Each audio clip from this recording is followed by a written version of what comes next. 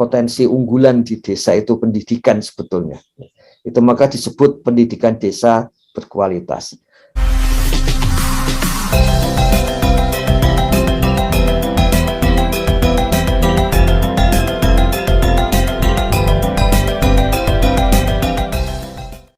Malam-malam jaga bersama di gardu, minum kopi sambil menghisap cerutu.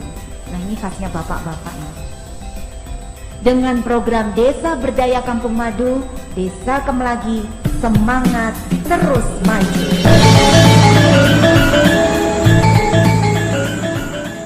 Ini SDGs keempat, ini salah satu SDGs yang nilainya bagus ini. Ya, jadi kalau kita lihat SDGs keempat ini salah satu SDGs yang nilainya bagus, sehingga memang menjadi penting untuk membicarakan. Dan sebetulnya terutama setelah ada hadiah Nobel Ekonomi yang diberikan kepada ekonom di Amerika yang dulu di tahun 70-an itu menggerakkan SD Impress, dan memang yang menjadi salah satu indikator mengapa dia mendapatkan hadiah Nobel Ekonomi itu adalah keberhasilan memperkirakan, ya, membuat prediksi bahwa untuk memajukan Indonesia itu adalah dengan menggerakkan pembangunan SD Impress, kemudian untuk memasukkan guru-guru sampai ke pelosok desa di seluruh Nusantara di tahun 70-an, ya. Dan kemudian itu yang menjadi, kalau istilah Hernando de Soto itu, revolusi diam-diam dari desa, yang kemudian meningkatkan taraf pendidikan di level nasional, dan itu lompatannya adalah termasuk yang tertinggi untuk negara-negara sekelas Indonesia di tahun 70-an. Makanya SDGs keempat ini tidak mengherankan bahwa ini salah satu yang tertinggi nilainya di antara goal-goal atau tujuan-tujuan SDGs desa yang ada. Dan belajar dari ekonom itu sebetulnya untuk tahun ini perkiraan dari Pusdatin itu bahwa revolusi diam-diam dari desa bisa diulang kembali dengan telematika. Ya, jadi kalau di tahun 70-an itu untuk meningkatkan pengetahuan formal, tapi kalau di sekarang untuk memampatkan ruang dan waktu, mempercepat artinya itu berarti mengakselerasi, menghindari hambatan ruang dan waktu. Tidak ada cara lain saat ini adalah telematika. Makanya di satu sisi itu selain pembangunan fisik dan yang lain, itu yang dikejar adalah pembangunan telematika di desa. Itu karena itu dianggap salah satu yang paling memungkinkan. Jadi tahun 2022 akan mulai demikian. Meskipun yang digembar-gemborkan keluar itu disebut smart village atau desa cerdas, pada dasarnya yang hendak diluaskan di 2022, mulai 2022, itu adalah memang digitalisasi desa. Jadi memasukkan sebanyak mungkin informasi teknologi telematika ke desa-desa. Itu sebetulnya kita menggunakan sudut pandang sampai kepada pengukuran bagaimana SD Impress itu betul-betul menggerakkan pengetahuan desa di Indonesia dan kemudian seluruh Indonesia, serta lebih tinggi, jauh lebih cepat daripada negara-negara lain. Seperti itu, ya. Makanya di sini ketika masuk ke SDGs desa keempat, tujuan keempat ini sangat sangat bergairah ini untuk bisa melihat ke dalamnya, karena ini salah satu potensi yang seharusnya memang ada di desa. Tadi yang disampaikan oleh Mbah Pardi di Geni Langit, ini memang ada dua hal. Di satu sisi di tentu saja dihargai dan diapresiasi hal-hal seperti itu, karena itu untuk menghilangkan peluang brain drain atau apa namanya pengetahuan yang kemudian jadi keluar dari desa. Di Lampung itu bahkan dana desa digunakan untuk beasiswa terutama kedokteran. Ini juga strategi yang digunakan oleh peraih hadiah Nobel Muhammad Yusuf dari Bangladesh, bahwa kalau ingin membangun kelompok miskin dan wilayah-wilayah yang relatif tertinggal, maka beasiswa harus ditekankan kepada ilmu kedokteran dan ilmu-ilmu teknik. Begitu bagaimana Grameen Bank atau bank untuk orang miskin di Bangladesh itu memberikan kredit yang sangat-sangat murah kepada warga miskin yang bersedia untuk kuliah sampai menjadi dokter atau insinyur, dengan syarat seperti yang Mbah Pardi sampaikan tadi, harus kembali lagi ke lingkungannya. Dan itu apakah berhasil? Berhasil. Jadi di Bangladesh salah satu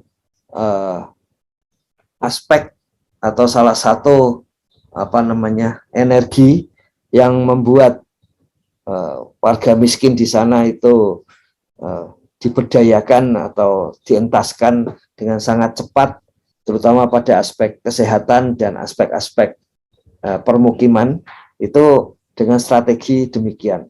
Jadi kembali lagi kepada goals atau tujuan SDG desa yang keempat, yaitu pendidikan desa berkualitas. Sebetulnya dulu rumusan ya, tahun lalu itu sampai menjadi pendidikan desa berkualitas ini juga tidak langsung muncul seperti ini. Jadi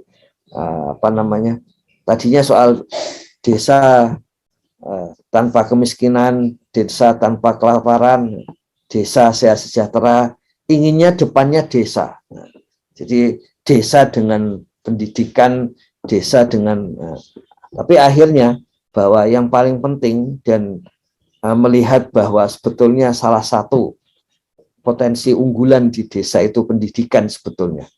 Itu maka disebut pendidikan desa berkualitas. Sampai tahun 2020 akhir ya, itu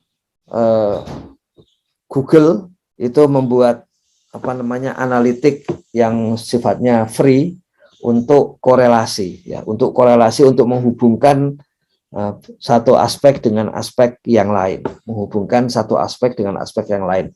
Cuman kalau memakai Google itu datanya pasti data besar ya, data jutaan gitu. Jadi ya karena itu antara lain disebut big data karena volume datanya besar.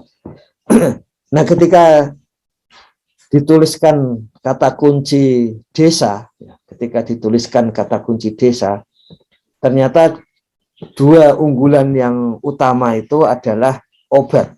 Yang pertama obat, dan yang kedua itu adalah anak.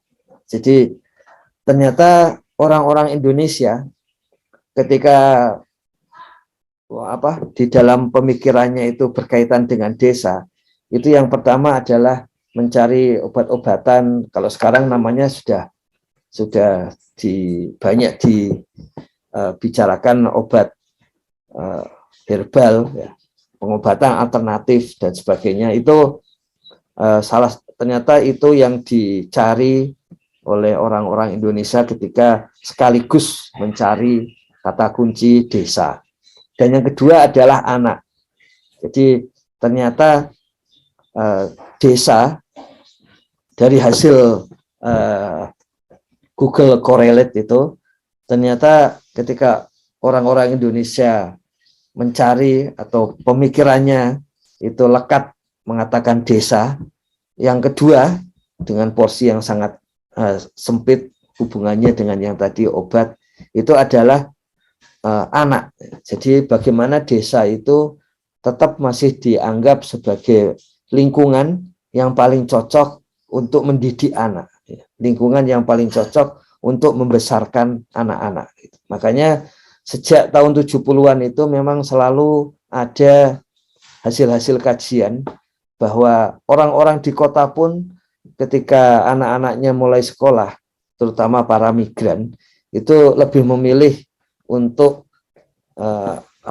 memindahkan sementara anaknya di desa, entah ikut kepada keluarganya atau ikut kepada karena saat itu boarding school-nya itu kalau di desa pesantren, maka kemudian diikutkan ke dalam pesantren-pesantren karena itu dianggap sebagai fondasi pendidikan anak yang paling kuat gitu. Saya juga pernah punya teman di Jakarta yang semasa kecilnya sampai masa SMP itu ada di desa, baru SMA-nya ke Jakarta gitu. Jadi itu nomor 4 ini dibalik pendidikan desa berkualitas itu sebetulnya satu satu kesadaran bahwa ini memang hal-hal yang sudah dibangun, terutama lompatan yang sangat tinggi sejak tahun 70-an untuk kualitas pendidikan, dan kemudian kalau untuk mendidik anak itu bahkan sudah dikenal kalau kita lihat paling tidak ya secara tertulis itu dari negara Kertagama, bagaimana Hayam Wuruk ketika masuk ke pesantren-pesantren ya zaman dulu pesantren nggak mesti Islam tapi Hindu juga gitu ya. Itu bagaimana pesantren-pesantren itu isinya anak-anak ya. Dan kemudian ada pembesar yang menyekolahkan ya, anaknya di pesantren-pesantren dan lazimnya memang saat itu yang dianggap perguruan tinggi di desa-desa itu. Jadi ini begitu munculnya rumusan pendidikan desa berkualitas.